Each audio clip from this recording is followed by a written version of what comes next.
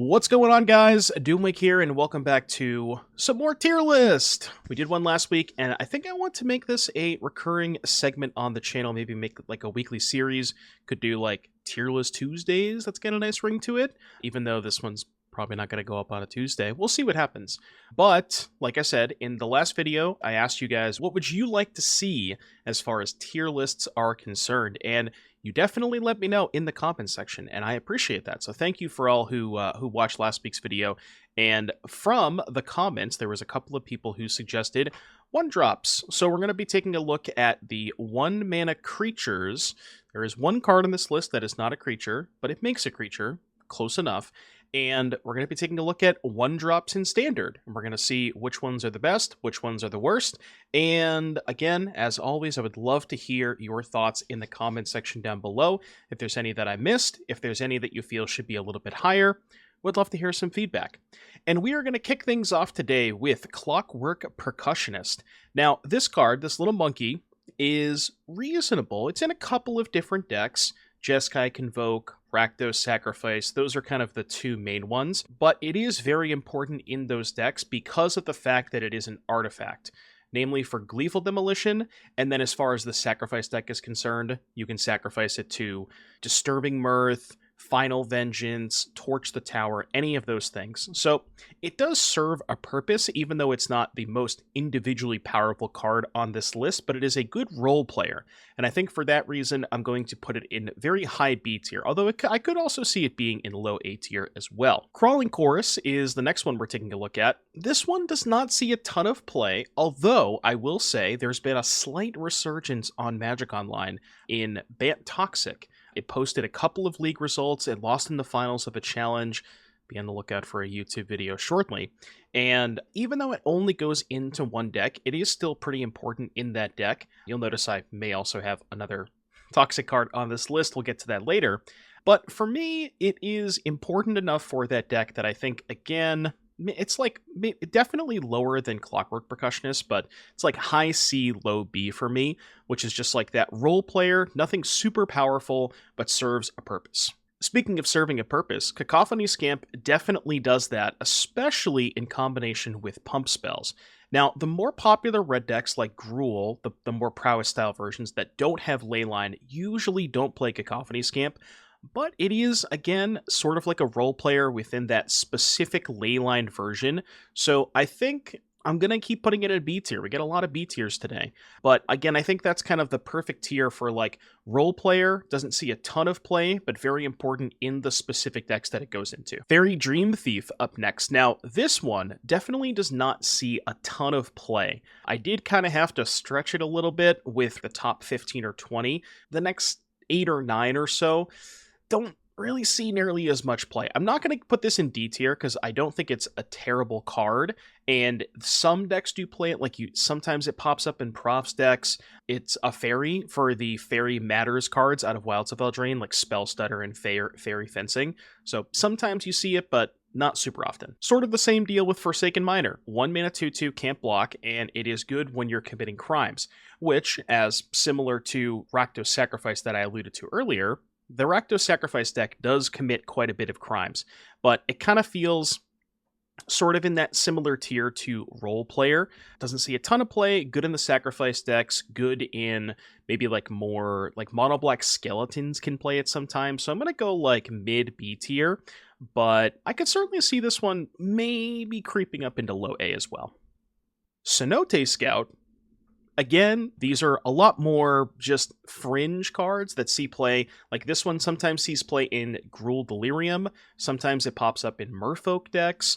And I think this one, for me, is definitely a little bit more powerful than these cards in B tier. So even though I would still sort of classify Cenote Scout as a role player, I think it's better enough than the other options in B that I'm willing to put it in low A tier. Flowerfoot Swordmaster. This is a card that initially, I want to say when Bloomborough first came out, didn't see a ton of play, and this one's been making a bit more of a resurgence lately in sort of the Boros mice decks, where they're playing 4 copies of this, the usual mice package like Hardfire Hero, Emberheart Challenger, and then they're even going all the way up the curve to Mabel.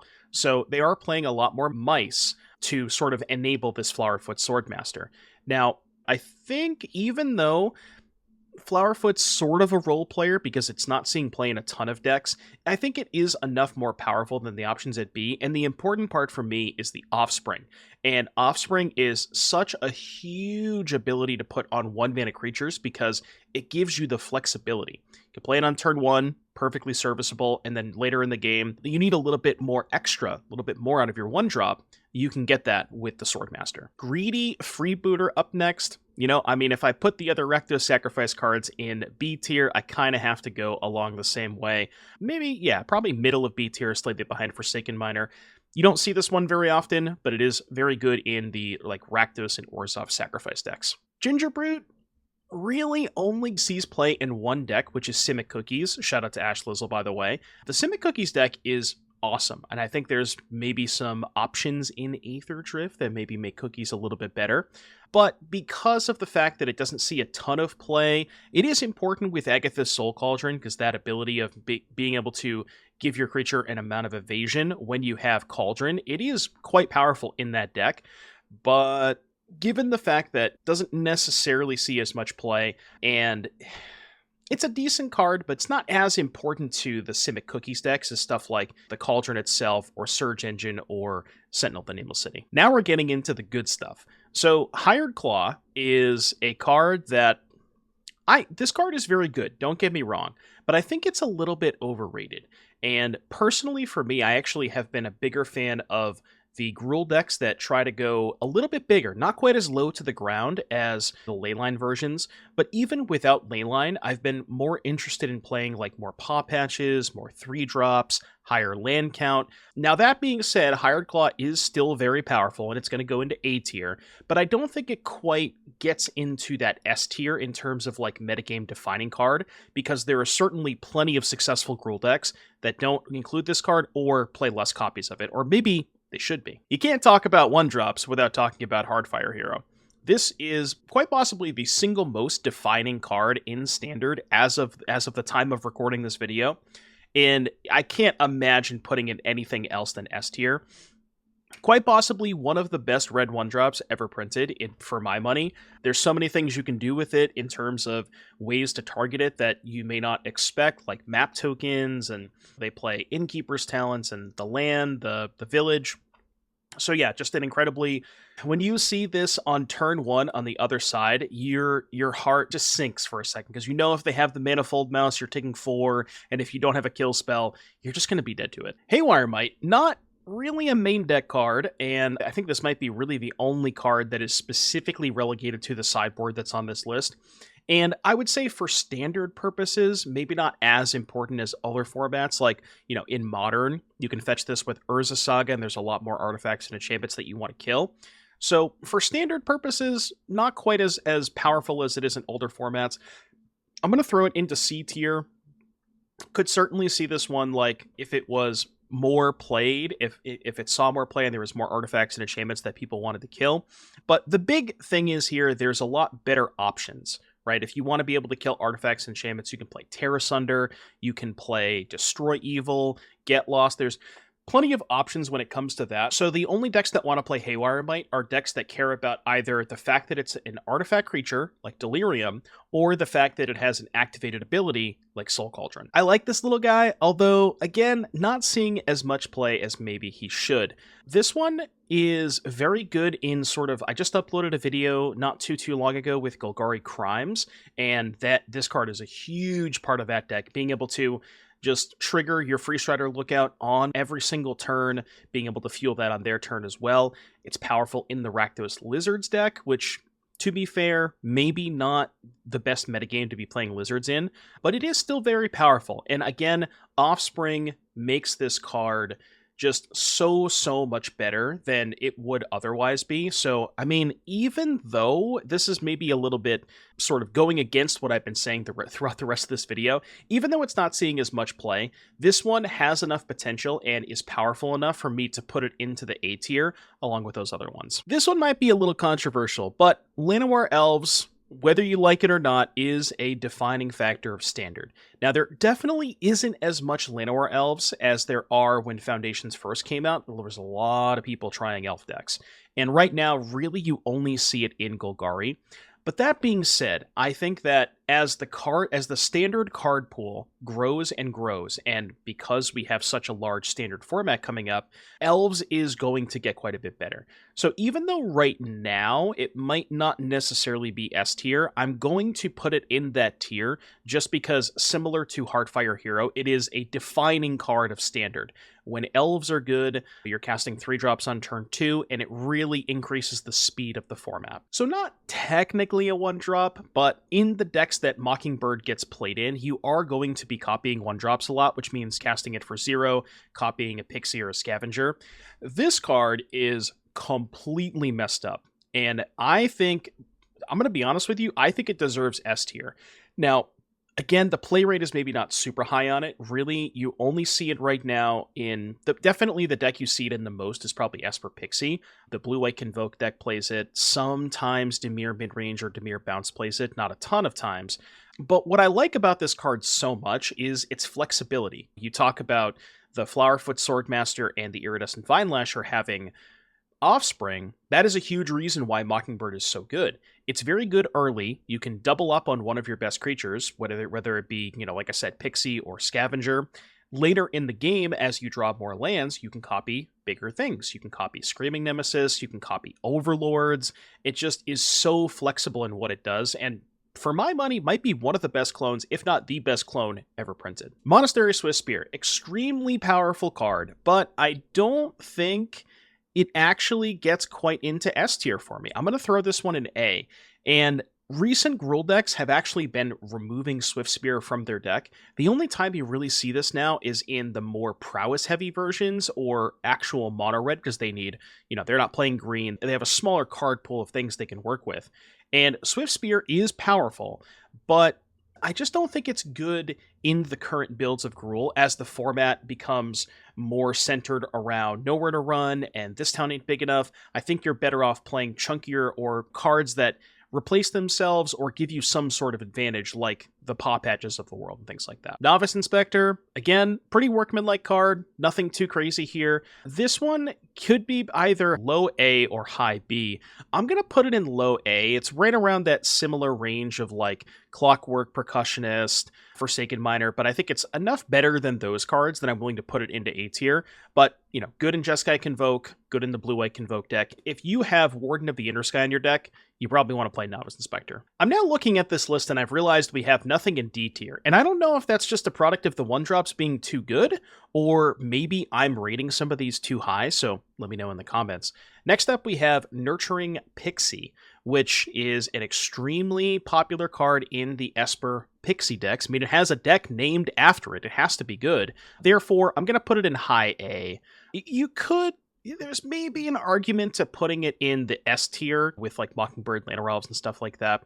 I'm actually going to start moving some of these down. I'm gonna change my rating on Gingerbread just because it's just not there, and I want to have something in D tier. So I feel bad for the Gingerbread Man, but someone's got to be in last place. Optimistic Scavenger, and again, another big part of that Esper Pixie deck. I think I'm gonna put it in right around the same tier as Nurturing Pixie itself.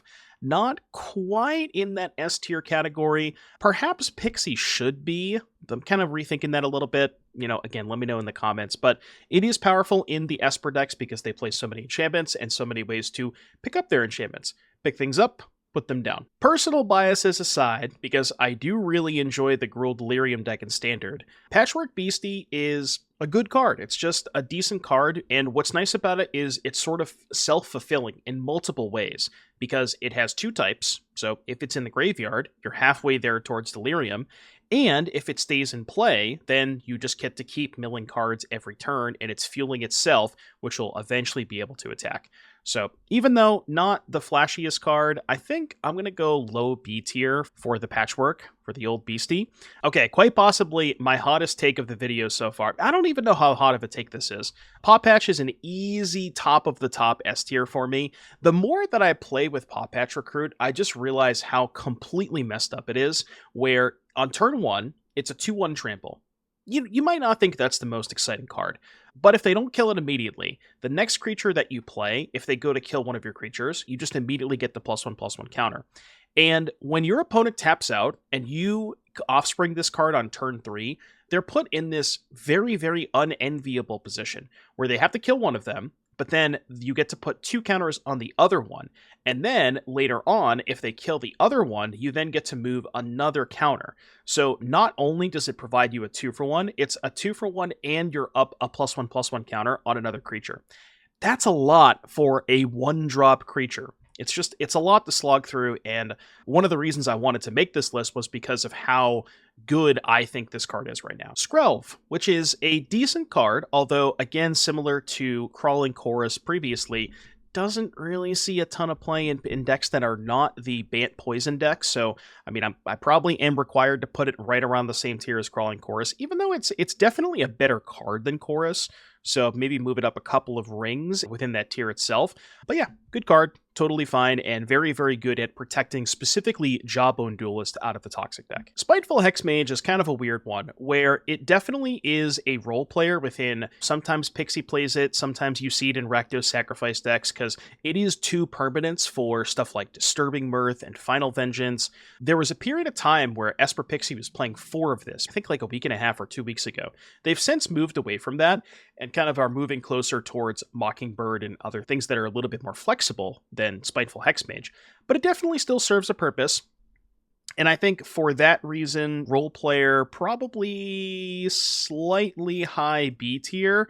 Yeah, man, I don't know if it's just the 1-drops are this good, or if I didn't choose enough bad ones to put into D tier. I feel like there's definitely a lot less in D tier than there was last week. We're definitely not putting this one in D tier. Spyglass Siren, not quite S tier category for me, but I'm going to put it in high A, probably right behind Pixie. Just an absolute staple of the format. Very good in Dimir midrange, Esper Pixie, just any blue deck that has any sort of amount of creatures. Even if you're not playing creatures, you can just target itself. Just does a lot of things. It's a flying body. That's very important in a lot of scenarios. Just very, very powerful card. And yeah, there's a reason why a lot of decks play it. I don't have much else to say. Not quite A tier, not quite S tier, but definitely high A for me. Before you yell at me in the comments, I know this is not a creature, but every time when you played this card, you're getting a creature out of it. So it is an honorary creature, and for my money, probably the best card on this list. Stormchaser's Talent is just a completely messed up card. It is a 1-drop that puts a lot of pressure on your opponent, because 1 mana for a 1 power prowess creature, say that 10 times fast, is just a good rate. And these decks have a ton of non-creature spells in them to make sure they can keep pumping the prowess token.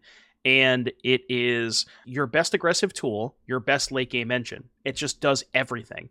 And then once you combine it with This Town Ain't Big Enough, you get to 7 mana, your opponent never plays spells for the rest of the game. It's a lot for a 1-drop, and certainly the best card on this list by probably a significant margin. Maybe it should be like an S+ tier. Tiny Bones. Well, somebody has got to be in D tier. No, seriously, I mean, Tiny Bones is a decent card. The problem is it's just very mana intensive, because for the card to be very good, you want to have removal spells to kill their blockers, but also mana to be able to cast the spells that you're killing. So it's just kind of a lot of mana. A lot of the black decks don't play it. It's mostly like very, very fringe skeleton-based strategies that want this card. Sometimes you'll see it in like Rakdos Sacrifice, but there's really not a lot here, and it's just too mana intensive. It's mostly used as a defensive tool, I would say. I love this card. I love this card to death, and I really do want the Cookies deck to be good, but compared to the rest of the cards on this list, Teething Wormlet unfortunately just does not cut the mustard right now. Powerful card, it definitely serves a purpose within the Cookies deck, and it's possible that with Aether Drift there's artifact-based strategy, maybe it's going to be a little bit better, and maybe there's some more things to do within that Cookies shell, but for now, it just doesn't hold a candle to a lot of the cards on this list. We have another poison card on this list. Now, I think, for my money, Venerated Rot Priest is definitely both better than both Skrelv and Crawling Chorus. But again, role player probably can't put it outside of B tier. Maybe that's like low A, high B, somewhere in that range. It is an extremely powerful card. Again, be on the lookout for a Ban Toxic video coming out soon.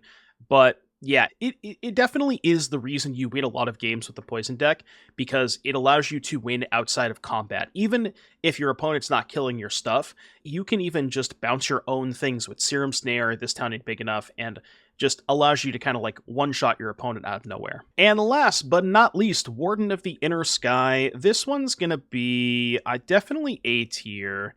I like this card more than, probably less than Hired Claw, more than Vine Lasher, so put it right around A tier. Just, again, a very, very powerful card in the decks that want it, like Jeskai Convoke, Blue-White Convoke, all those styles of decks, and it's just, it's a lot for a 1-drop, right? If you go wide enough, you can start putting counters on it. It has Vigilance and Flying once you get the 3 counters, and just provides a ton of reach, a ton of card selection with the scrying, and sort of the definition of how good 1-drops have become in Standard. And looking at this list, I thought there would be quite a bit more in D tier, but really just goes to show you how good the 1-mana cards are in Standard. Let me know what you thought of this video. How badly did I do? How many things did I get wrong? I can't wait to hear everybody's comments. And until next week, thank you for watching, and I'll see you next time. Adios!